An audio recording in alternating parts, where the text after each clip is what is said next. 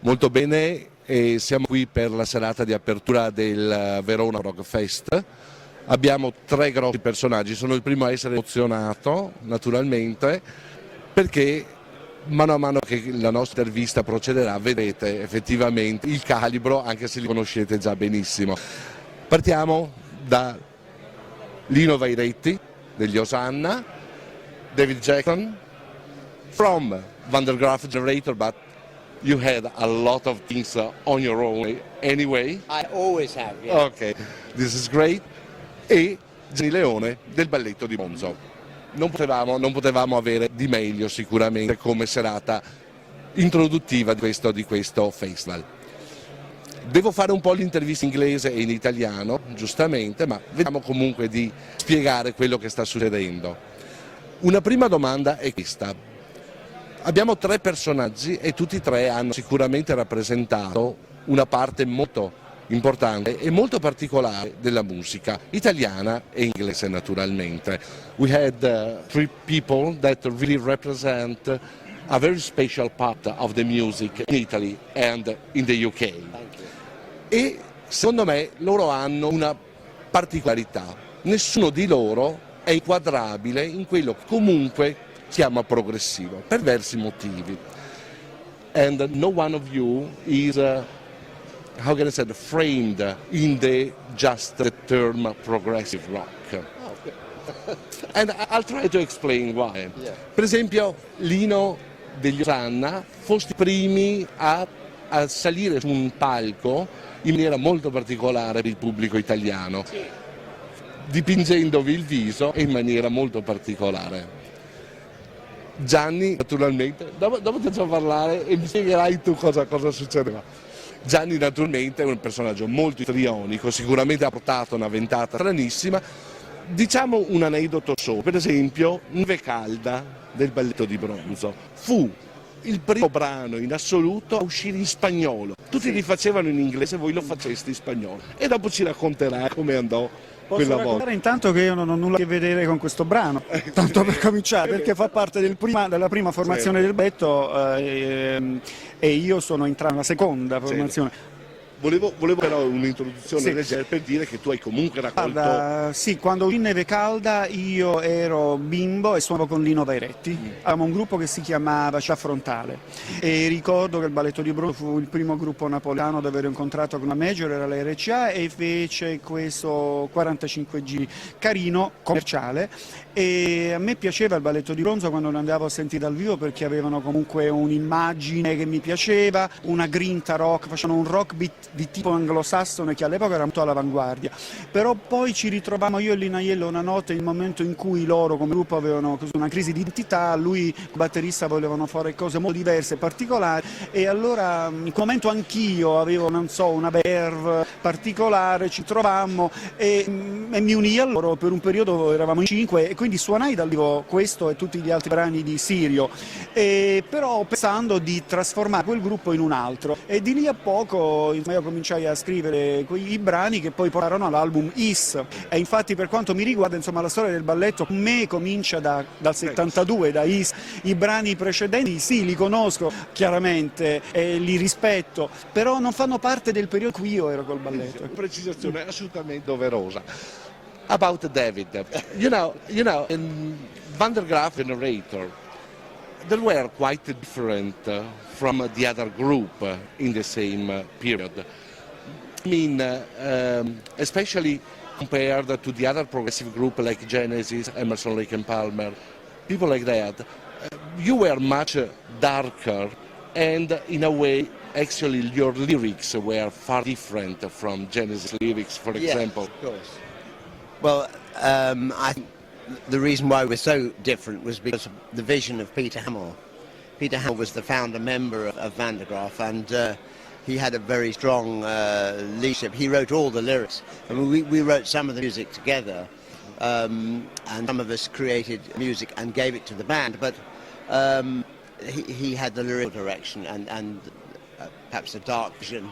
Okay. That it was his own inner vision. I think it was probably still is his vision, his particular vision. but it resonated within each member of the band. You know, it wasn't something we disagreed with. We kind of felt drawn to his music. Perfetto, allora dicevamo che i Graaf erano un po' anomali rispetto alle altre band di progressive, soprattutto per dei testi, per delle particolari visioni, soprattutto appunto nei testi che loro presentavano. Questo perché, spiegava David giustamente, era Peter Hamill a scrivere tutti i testi ed era Peter Hamill giustamente a dare la propria impronta personale e la propria interiorità su questi testi. Ci venivano proposti, noi del band assolutamente li accettavamo in quanto comunque ci piacevano. E adesso passiamo a Lino che ha portato questa ventata di particolarità negli stage italiani con questa visione anche teatrale dello spettacolo, molto sicuramente partenopea, mi sembra anche la maniera. E adesso lascia a te spiegare tutto questo. Sì, in realtà noi che facciamo rock, principalmente rock, perché poi il termine progressivo è un termine che ci è stato affibbiato eccessivamente, che non è brutto, però insomma noi lo identifichiamo con il nostro genere giusto per capire un'epoca, un periodo, però non è che ce ne frega se siamo prog o no, questo detto francamente, no Gianni? In qualche modo, vabbè, voglio dire, esatto, intanto facciamo rock e venendo da Napoli, per non confonderci con il rock internazionale di qualsiasi altra nazione, noi abbiamo questa peculiarità, questa originalità di essere napoletani e in qualche modo la sottolineiamo, recuperando quello che è l'umore napoletano della parte positiva, quella realmente della passione, non quella della cultura, quella la cartolina che di solito è buttata in giro per il mondo, e quindi abbiamo una nostra identità e quindi in qualche modo questa identità ci è stata anche premiata in questo tour che abbiamo fatto insieme in Giappone e in Corea con questa maglietta che hanno fatto, che c'ha David, questa è stata fatta dai giapponesi e lì abbiamo avuto un successo ed è stato la testimonianza che quello che noi stiamo facendo oggi a 40 anni di distanza ha un grande valore, è apprezzato e insieme stiamo facendo, insomma questi ragazzi da grandi si faranno molta strada. Assolutamente. Infatti a me piaceva molto un album che forse è passato un po' inosservato, che era Su Dance. Già il titolo stesso era assolutamente, come posso dire, la sintesi di quello che si sarebbe sentito. È un vero peccato che non sia stato come posso dire, non abbia avuto un riscontro, ecco, come hanno avuto precedenti Palepoli, l'Uomo o Milano Calibro 9.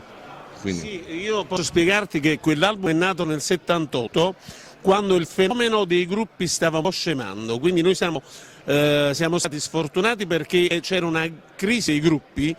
E in più nel 78 il rapimento e poi delitto Moro ci creò un sacco di problemi per quel tour che facemmo legato all'album, che poi l'album comunque ha vinto il premio della critica discografica di quell'anno e anche il premio di annuario discografico come migliore gruppo rock dell'anno, per cui diciamo dei presupposti positivi c'erano. Qualche giornalista arriva un po' il naso perché non c'è più Elio Danna, che nei primi anni 70 aveva un po' il testimone della formazione, e quindi siamo stati un po' sfortunati, ma noi in questo nuovo album Pro Family suonato insieme abbiamo recuperato molti brani, da Ciovulesse, c'è Azingara, insomma ci sono poi Azingara che è suonato anche con David Cross, oltre che suonerà domani sera qua e già stasera qua, infatti noi stasera gli dedichiamo Azingara proprio perché lui ha suonato con noi. Quindi è vero, è stato un album sfortunato ma è molto rivalutato in questo momento. Allora, ringraziamo Lino, è sempre bello sentire dalla voce di chi poi effettivamente fece queste cose, come andarono le vicende. Bene, allora, abbiamo detto, 3 personaggi, tutti particolari nella loro struttura, si mettono insieme, fanno un disco veramente bello. Non c'è dubbio che avete fatto un capolavoro attualissimo, soprattutto sottolineiamo questo, non c'è niente di nostalgico. I'm telling you that there's nothing nostalgic in this work you're doing or in the record. E quindi sentiamo voi come vi sentite quando, e comincio da Gianni, come vi sentite quando siete insieme a suonare? Un insieme di emozioni divertissime fra loro. Intanto un gran piacere e una grande gioia, e poi è come una macchina del tempo che non ci porta indietro con nostalgia, ma ci porta indietro verso ricordi che poi diventano sensazioni attuali, ricordi di entusiasmi che soltanto a 18 anni si possono avere. Cioè noi quando suoniamo assieme abbiamo lo stesso entusiasmo dei 18 anni. Mi sembra una cosa bellissima.